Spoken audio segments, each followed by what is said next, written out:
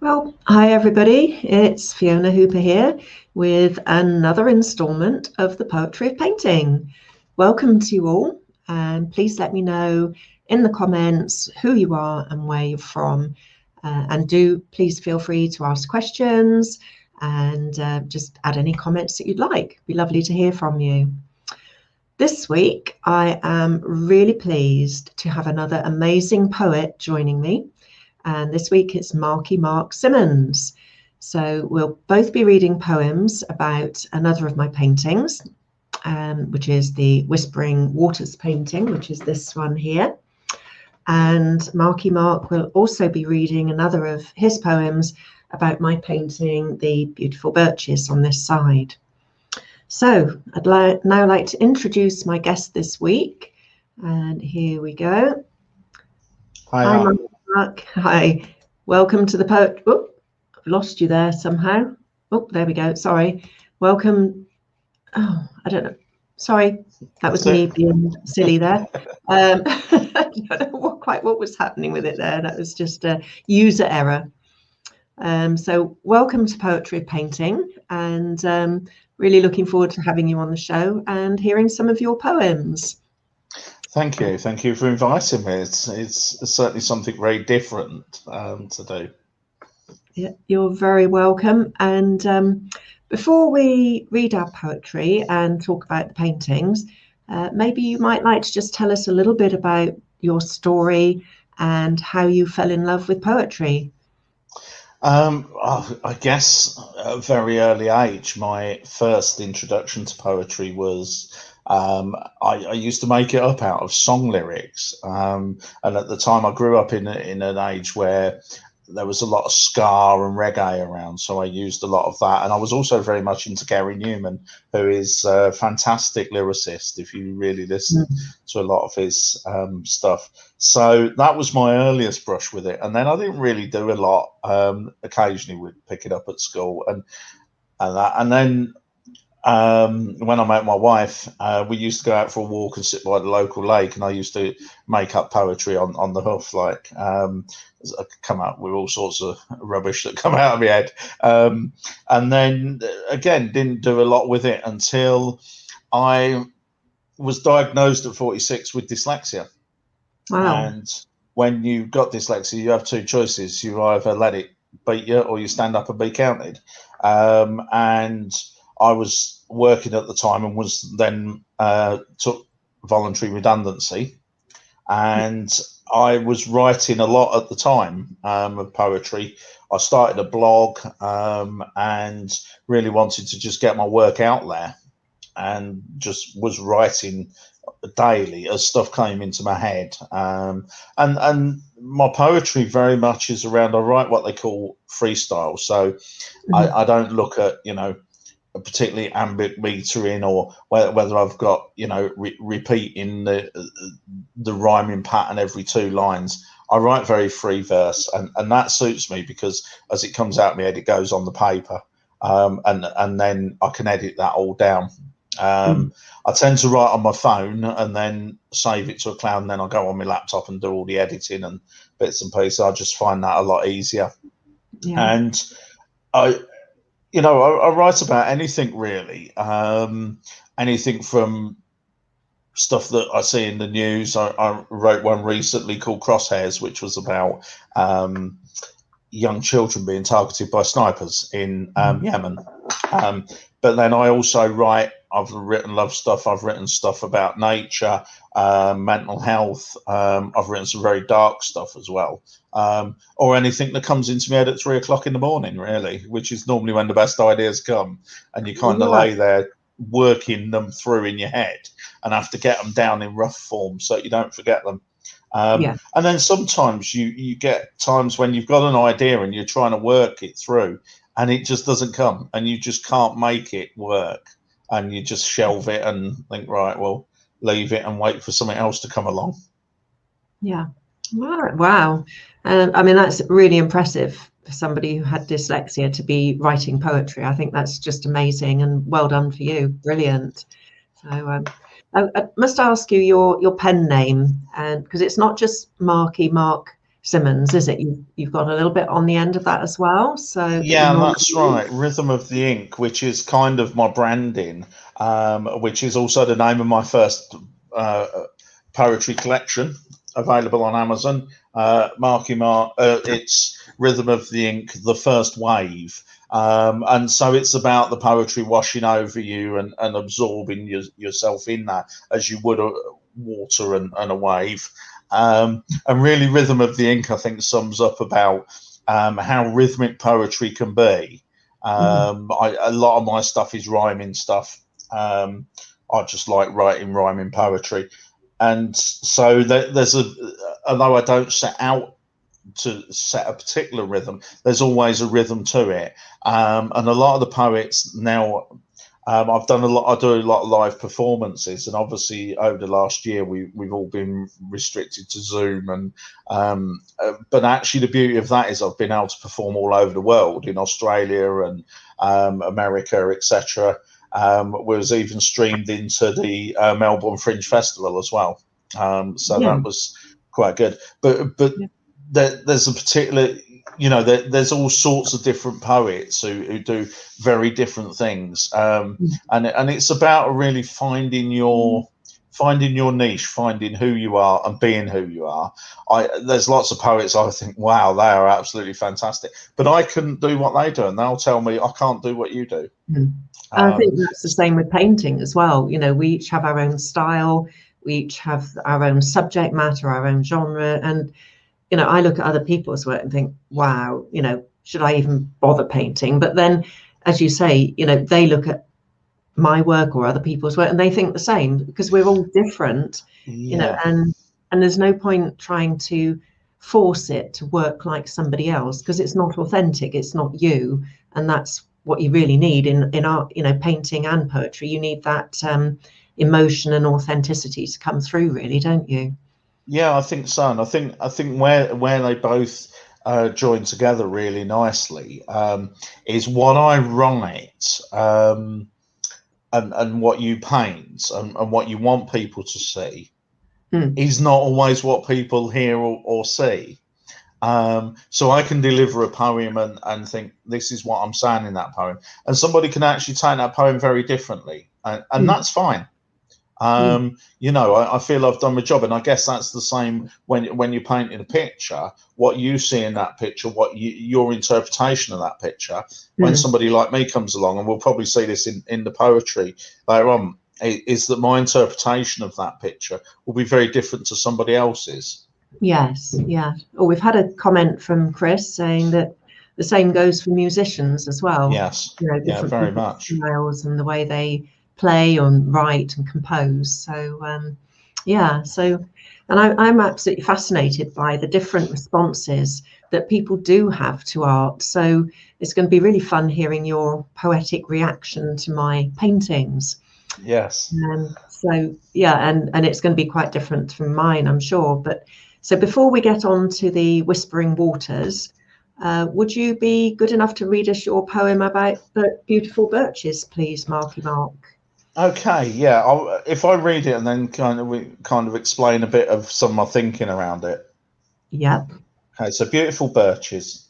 My trunks stand strong, dressed in silver lining that holds the core of my still beating soul deep within inside.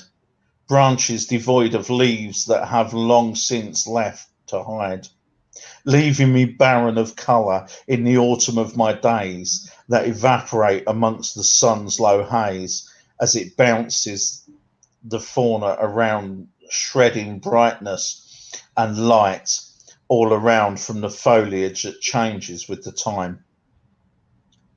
The bareness of the branches preventing what little life I have still coursing through my veins, being sucked dry by the immense heat that keeps the flora glistening at my feet. You miss the beauty of the surrounding palette as you salivate over my armoured core.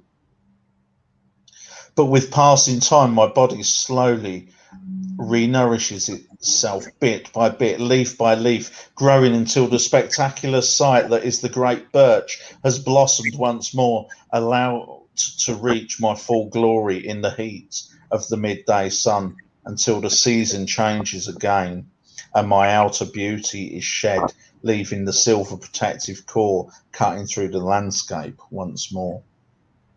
So that was Silver Birches. I love the way that you've written your poem for that one from the viewpoint of the trees themselves. It's like actually being inside one of those magnificent and beautiful trees, and which is quite different from the way that I wrote mine. So yeah. I think that's brilliant. Love it. For me, it was a couple of genres really. It's the autumn of the fiery colours of the leaves and the bushes, and then this beautiful tree in the middle that's shed its leaves into its end and is essentially bare. It's there, it's bare, and but actually hogs the picture. And for me, that was about looking at life as well. Whilst we have these times where we want to have this protective covering, and we may be very down, which is kind of the autumn of our day. But then from autumn comes winter, then spring, then summer, and so ultimately we kind of regenerate and come back to life. And it was really looking at that sort of theme of how life moves on, and that representing life and representing somebody who has lost their zing, is really kind of curled up inside, quite hurt, quite damaged. But waiting for the spring to come so that they can blossom again. Yeah, that's just such a good analogy. Love it. Really good. So thank you very much for reading us that one. So I'm just going to say a little bit about my thoughts and my inspiration for painting Whispering Waters, the one on my left here. And I know that you've not heard me tell you anything about this painting yet, Markey Mark. So your poem is going to be completely, it was written without any of this knowledge. So, but this one, the inspiration really started at the end of a wonderful long walk over Dartmoor. It was a beautiful day, warm and sunny. And after about 5 hours of walking up and down hills, it was actually the icing on the cake to come across this little valley with a stream in the bottom, just flowing gently, and just absolutely right for taking off boots and socks and refreshing tired, worn out feet. So the peace and tranquility of this little spot were just absolutely sublime, and it really made a fantastic end to an already wonderful day. So that's where I was coming from with this one, none of which you knew beforehand.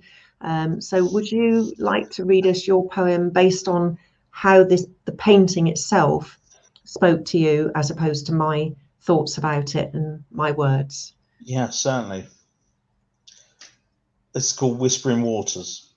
Meandering through the golden yellows and fire-burned oranges, slowly creeping along your channels, spreading to fill the cracks day after day, I roll along, gently permeating your barriers, eroding your seams until the shell gives way, slowly slipping and sliding into the glow of my life, crumbling where the abrasions cut like a knife. The slow coercion of bubbling streams, filling with wreckage of your nature streams. The colours of your palette diminish to brown as the silt and loam start to give ground. You try to contain me, to divert and drown. The weir pushes me over the edge, where the cast out dead wreckage of hollowed out trees linger as the white tips of my fluidity soak your earth deeper down. The constant flow through green pastures, yet untouched by brown earth, that waits for the amoebas of existence to start their resistance, trickling, weaving power of the stream that breathes life with toxic vibes into green and pleasant lands as its toxicity slowly expands as it cuts your lifeline, leaving scars on this shoreline. Wow, that's amazing. And this one, I just, you've got so much color woven into your words there that you're really painting with words and evoking such a great atmosphere. You know, you haven't got colors on a palette, but you're using the words to create that painting. Thank you. Words, really, aren't you? So, yeah, love that. Yeah, thank you. And I wanted to do your painting justice because there's so much in it. Right from the bits where the stream's cutting into little culverts where the land has slipped down and you've just got bare earth, and also to get the feeling of the stream that brings life but also destroys. And if you look at, and that's very much around, if you look at yin yang and the trigrams on there where you've got mountain lake, so you don't have mountains without lake, and how they're very interdependent, can corrode and damage, but can rejuvenate as well and breathe new life. And that's really what I wanted to get into that. And then that weir where the water drops down, it's kind of like it's permeating deeper underneath. It's getting past that layer. It's, you know, it's seeping in further, and that's what it said to me. And yeah, that's brilliant. Lovely. Thank you. So well, after that, here we go with my poem for Whispering Waters. And I do tend to have written rhyming poems so far mainly, but this is a non-rhyming poem as well. So here we go. So it's called Whispering Waters. It winds with curves like a fulsome body, meandering lazily, slowly, gently, arcs created by the power of water, by sheep and wild ponies who visit to drink. A sheltered valley nestling between high moors, the cool moist air nurturing lichen and moss, drifting autumn mists softening the trees, muting and absorbing sound in this quiet place. Gentle currents carry leaves on glassy surface, dark depths of rich colour and translucent water, serene and placid after dry days and nights, the russet shore of leaves lying undisturbed. But come the storm unleashed upon the hills, the pool once calm, now Stygian, turbulent, covered in foam, the torrent in full flow, carving its channel through the valley floor. But this will pass, the spate subside, the freshly washed valley, colours glowing bright, once more the peacefulness and calm return, and silence apart from the whispering waters. So that was that's incredible. Well done. That was really good. And there are a lot of similarities in I mean, when you were saying about the storm and the torrent of the water, and again, it's kind of this water that destroys but gives life, and that circle of how it then settles down and meanders and that and I, when you were talking about your inspiration for painting it, reminds me of a place in Northumberland called Ingram Valley. And it's a beautiful place where you just want to take your shoes and socks off and put your feet in. And I played there as a child on little boulders, and you could see the bottom of the water and little fish swimming around, and it's just tranquility, and that's, you know, that's what that brings out, is kind of the tranquility of it as well.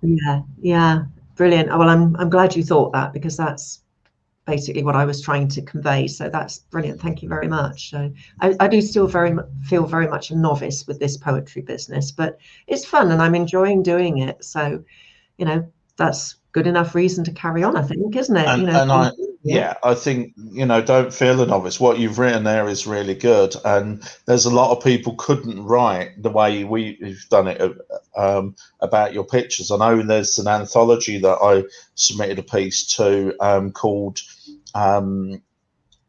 Vision and Poetic Vision, and it was done in aid of Guide Dogs for the Blind by the same people who published my book, and we did the same there, where they had photographers take pictures, and then poets signed up to do a piece about the particular pictures.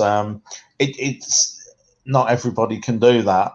Some people would look at that and go, "No, I can't do a piece of poetry about that." So don't think it's amateurish, because actually your poetry is very good.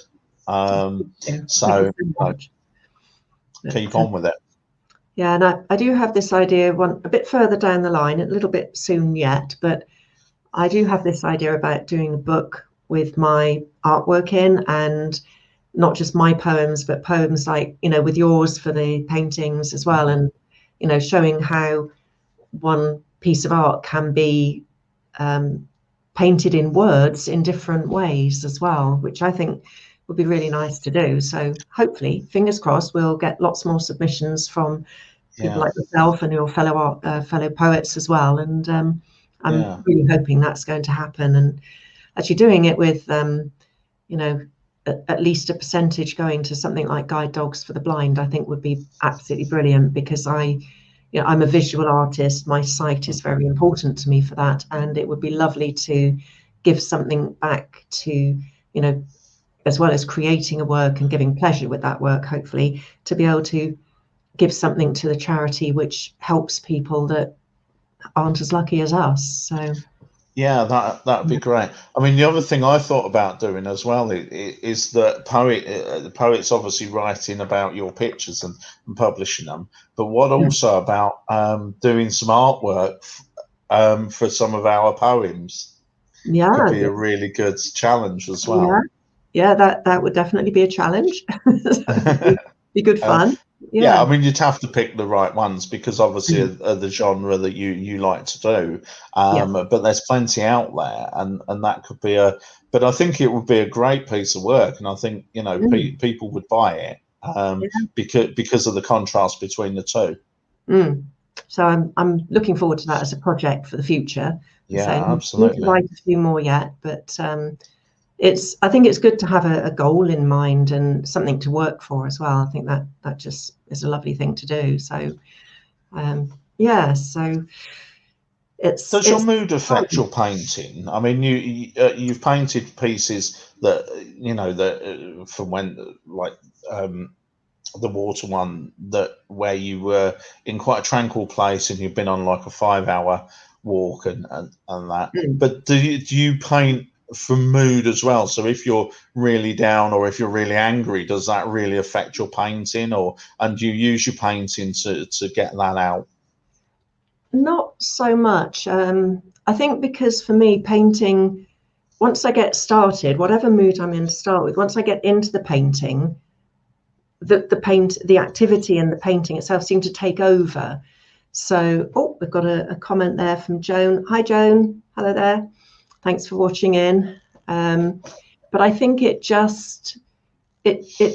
takes over and calms anything like that while I'm painting. And not to say that every painting goes completely smoothly. Sometimes there are frustrations, and I'm always prepared that I've got this vision in my head of how I want the painting to look, but it doesn't always turn out that way, because partway through the painting might say, it's almost like it's speaking to me, saying, no, I need something here or there, and it'll change from my original intention for it. But I think that's not always a bad thing. You need it could be to something that I hadn't thought of when I was planning it, or developing the idea in my head, but then as I'm doing it, other ideas will come in which hopefully lead to a better painting. So I don't take out or I don't find that anything like anger goes through into a painting. Most people look at my work and say that it is very tranquil and calming. And, Mm-hmm. and I suppose that's more what I'm aiming for, really, because I think in this world we need something to calm people down and help people relax. And if my art can help people do that, then I think that's absolutely brilliant, So Yeah, I think so, and again, there's similarities there with poetry. And I mean, a lot of poetry that's written at the moment is healing stuff, that where people are trying to heal stuff that has happened to them and get that out there. I mean, one piece I wrote called "Bullied for Life," which is in my book, it is a real portrait of me and what I went through when I was younger. But by the same token, that a lot of people find that using poetry to get their thoughts and feelings on the paper are a real therapy and can really help people calm. And the same as you said, that often you put stuff down on the paper, when you go and kind of edit it, you take a bit out and you think, no, that would work better there, or oh, I want to put that there, or you suddenly get another rush of stuff, and before you know, you've got another 2 or 3 stanzas on there. And it's, so it's very interlinked. It's very much about the idea and developing that up. Sometimes it just comes and you've written it and it's done. Other times you might take 3 or 4 days to think about it, develop the idea in your head. What does it really mean? Run some ideas through and then write it. Yeah. And do you find when you're developing a new poem, do you think in sort of sentences and stanzas, or because I sometimes I'll tend to think of a couple of lines. I think, oh, they'd work well for a particular painting, and then I'll just make random notes of different words that just seem to come to me from that painting. Sort of, whether it's peaceful, calm, translucent, the colours and things like that. So I guess probably there's as many ways to write poetry as there is to do painting, really. But yeah, I mean, the way I tend to do it is I will either a line or a couple of lines will come to me and I think, oh, that works, okay, let's develop that. And so then I'll run it through in my head, perhaps add a couple of lines, add some words in my head, and then start banging it out on my phone. And that to get the bare bones of it down. But then other times I might want a couple of pieces I wrote around the death of George Floyd was about getting the message out there. And I wrote "Mum, I Can't Breathe." I wrote that pretty much straight off, and it took very little editing down, etc. Because I knew how I wanted to portray that. Whereas other things, you write them and you might interweave something else in. But generally for me, it starts off either with an idea or a couple of lines, and then it's either work it through in my head for a couple of days and then get it down, or get it straight down and just see how it develops. And there's certain things that will just go literally from one to another to another. And there's other things that you've really got to kind of work at and pull out. I mean, the other side of that is that when I look at some things and think, oh, that's rubbish, or I'm really struggling with this, and then actually you go back a couple of days later and read what you've written, and you think, actually, that's not bad, and you can work it up from there as well. So good. Well, just say hello to Fiona Marks, who's joined us. Hi, Fiona. Hi, Fiona. Yeah, you've missed a fair bit of it, but it will be there on replay. So I'd love it if you could just have a watch and let me know what you think, because just really good to get feedback. Thank you so much.